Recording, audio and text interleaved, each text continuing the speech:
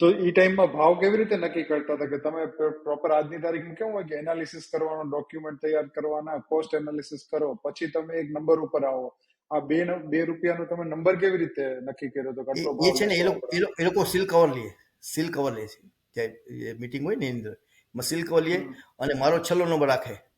એટલે મને એ બોલો જે માણસ હોય ને એ સારો કહી દે કે તમે આમ બે એટલે મારે એટલા ભાવ અચ્છા, હું આપી એ દઉં. તમારું રિલેશન એટલું સરસ હતું કે પછી કોઈ બીજા કારણોસર? કેમ કે જો તમે અત્યાર સુધી વાત કરી કે આટલા બધા તમે નામ લીધા, હું નામ પર્સનલી પણ યાદ નથી રાખી શકતો, બરાબર છે? તમે આજની તારીખ સુધીમાં ડે 1 થી લઈને અત્યાર સુધીમાં જેટલા નામ લીધા ને એની તો અત્યારે આપણે 50 નામ બોલી ગયા છો તમે.